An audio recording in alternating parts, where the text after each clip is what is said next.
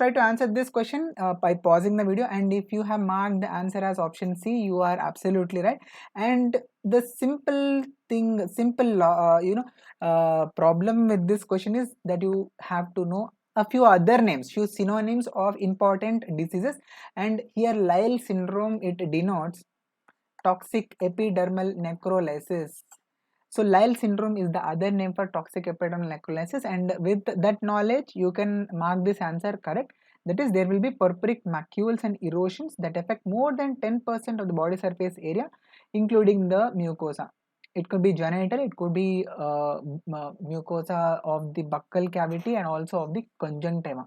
Okay, and if you observe option B, it is 10 to 30% which is mentioned. So this category where purpuric macules and erosions are seen in 10 to 30% of the body surface area, including the mucosa, this comes under peculiar SJS and toxic epidermal necrolysis overlap. And if the question mentioned purpuric macules and erosions that affect less than 10% of the body surface area, then it would have become SJS, that is Stevens-Johnson syndrome. Okay, so this is basically a spectrum. You should remember that Stevens-Johnson syndrome, SJS, TN overlap, and toxic epidermal necrolysis. So this is just a spectrum from one end, which is SJS, which is slightly milder form of the drug reaction, whereas TN, it is a very, very serious condition, okay, involving more than 30% of the body surface area. And these were the correct answers given by the students. Very good. And this Deepika, Satya and MVRL, very, very good. You have marked the right answer. And a few points about this. Yes, very important. Lyell syndrome is the synonym for toxic epidermal necrolysis. So in Lyell syndrome, the lesions will be more than 30%, which I have already told you, and erosions can be present over the lips and over the mucosa. Okay, and there is going to be hemorrhagic crusting. So crust formation will be there, which will be hemorrhagic, and mucosa will be of course sloughed off, and Targetoid lesions will be present. So we will discuss about this also in the upcoming videos. Okay, if you want to these videos, stay tuned and subscribe to my YouTube channel. I will explain what is the difference between target lesion and targetoid lesions.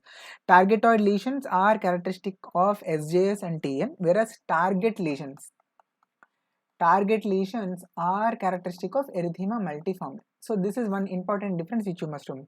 And in the toxic epidermal necrolysis, there is going to be epidermal necrosis. Of course, it is very obvious from the name itself.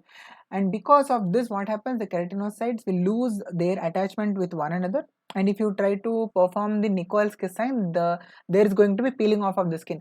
But unlike in vesicular bullous disorder, that is pemphigus vulgaris, here the underlying mechanism which is causing this detachment of the keratinocytes is not acantholysis, but it is necrosis. That is the reason why this is not called as a true Nikolsky sign, but it is called as a pseudo Nikolsky sign. Very important if in case assertion reason type of MCQs are prepared.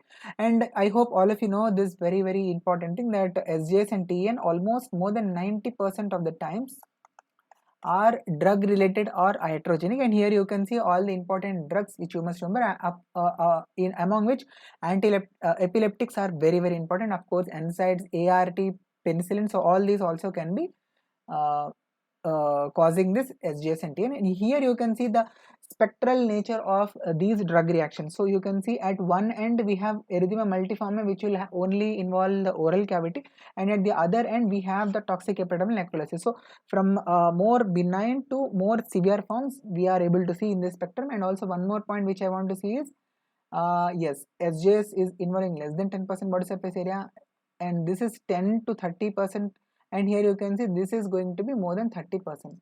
Okay, so that is the spectrum. This is taken from